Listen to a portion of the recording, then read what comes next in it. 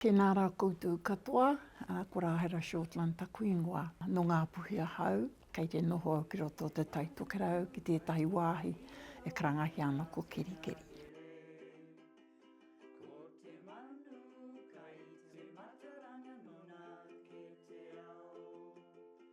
He kaiwhakaako au o te reo Māori, ko te kaupapa e kawahia nei au, ko te kaupapa e karangahi ana ko te ātarangi. Ahau e whakaako ana i tēnei kaupapa whakahirahira, i roto i ngā kura tuarua, i roto i ngā hāpori, i roto hoki i wētahi Pākihi, i roto o te taitokerau. Ko te ātarangi, tētahi kaupapa i hangaia e ngā kuia o te ao Māori i taua wā, ko Katarina Mataira tētahi, ko Ngoingoi Pewhairangi tētahi. I taku tūtaki tuatahitanga ki tēnei kaupapa, he kaimahi taku hoa rangatira no te tari Māori.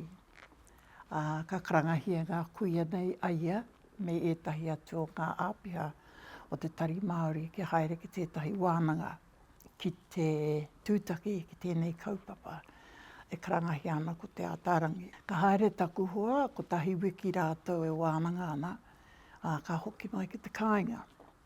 Taua wā he kaiwhakaako ahau i te kura tuarua o Pukekohe. I tana hokinga mai, ka hoki mai me wana rākau karakara nei. Ka mea mai ki au, ke iau te rongoa mō o mahi whakaako i te reo Māori. Mātaki o i ngā rākau nei me taku whakaaro. Kei te tinihanga ngi au e koe e mga rākau nei taku reo e whakaako. Hoi no ka mātake o iai e whakamahi ana ngā rākau nei e kōrero nei te reo, ka tupu ake te whakapono i roto iau. He tika tana kōrero koe nei te kaupapa, hei whakarauora i te reo Māori. Educator of the Year Tangata Whenua.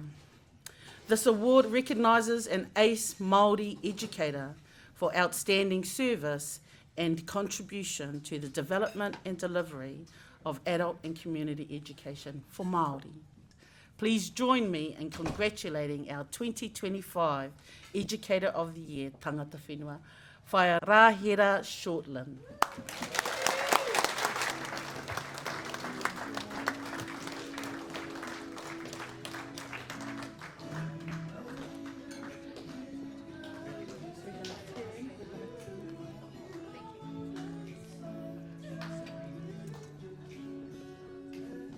I roto i wēnei mahi katoa, ka horeo i te mōhio kei te tiro mai te rūnanga ki waku mahi me te wāriu i ki te rātau i roto waku kawenga i te reo me taku whakapakari tāngata.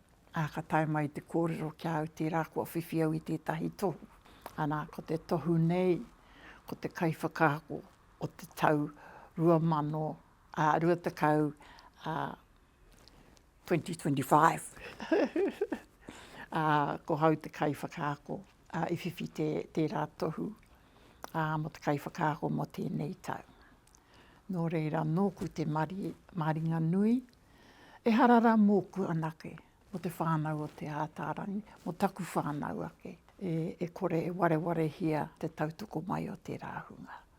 Nō reira, koe nei ahau e whakaputa nei i taku ohorere mo tēnei honore i utaina mai nei ki runga i au. Nō reira, tēnā koutou, kia ora tātou katoa.